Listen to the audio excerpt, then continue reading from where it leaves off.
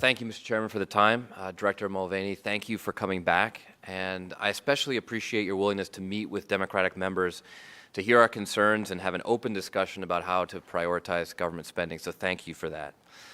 Mr. Director, I'd like to start with a statement from a freshman congressman.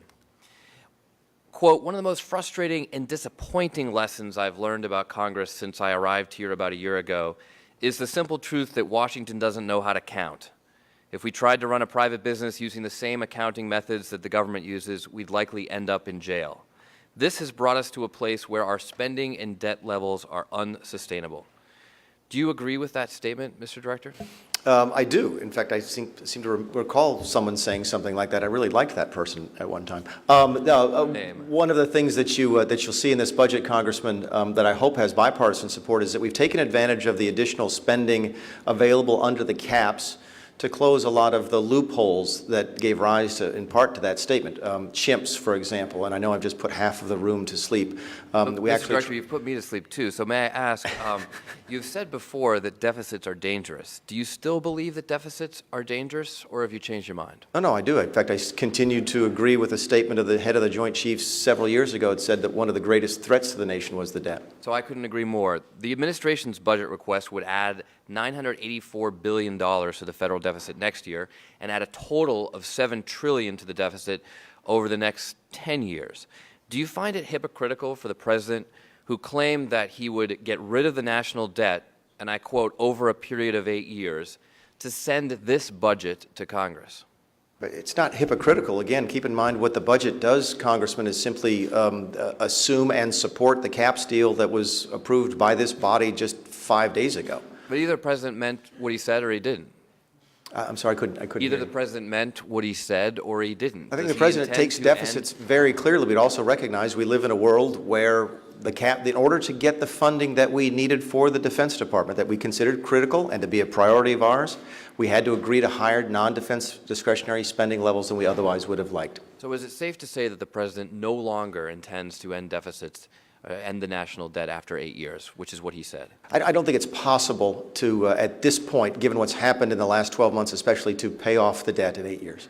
Do you think it's hypocritical for Republicans to have slammed the Obama administration for not eliminating the deficit when this Republican administration is now making it far worse? Do you think that's hypocritical, Mr. Director? In fact, what was hypocritical about, and I've sat in this room, I don't remember if you and I were on the committee before, one of the things that was most hypocritical about the previous administration was the numbers they used in not being able to balance. Right, but I'm not asking about the hypocrisy of the previous administration. Oh, but it's what I want to talk about. The hypocrisy of yours, Mr. Director. You're here to represent your administration. Mm-hmm. Do you think it's hypocritical for Republicans to have slammed the Obama administration over deficits and yet support your deficit spending?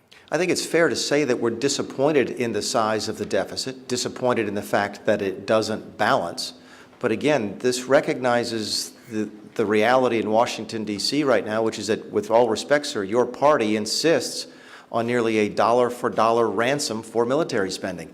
And we can't change that, especially with the 60-vote rule in the Senate. Is my investment. And as a member of the military, as a veteran of the military, right, I think there is nothing that we can do to further our chances of defeating great world adversaries like Russia and China than to invest in things like education, to invest in science and technology. That's how we maintain an edge over our greatest adversaries. But I have another question about the assumptions you've made. It seems that they're overly optimistic. Last year, you projected annualized economic growth of 3.1% over the next 3 years.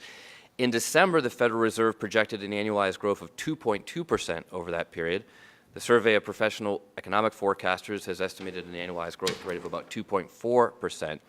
You mentioned earlier the Obama economy. It seems that the Trump economy growth estimates are already in a nosedive, and you're yet just a year in. The Trump administration, now to your credit, Mr. Director, created 2.06 million jobs over the past year. That sounds pretty good, except that more jobs were created by President Obama in 2011, in 2012, in 2013, in 2014, in 2015, and in 2016. And finally, you take credit for being willing to make tough decisions on Social Security and Medicare. Can you explain this quote, Mr. Director? quote, "I was the first and only potential GOP candidate to state that there will be no cuts to Social Security, Medicare, and Medicaid." May I? Gentlemen, take a few seconds to respond. Yeah, I think if you take a close look, first of all, I think your jobs numbers are probably correct. I think your GDP numbers are just flat out wrong. But to the point about Medicare and Social Security, we do not touch anybody's benefits. We do not means test. We do not raise ages. We don't do anything in Social Security retirement. It's very similar to some of the proposals we had last year on Social Security. But I look forward to talking with you about it more. Thank you, Congressman. Forward to as well. Thank you, Mr. Director, and Thank you, the Mr. Chairman. gentleman.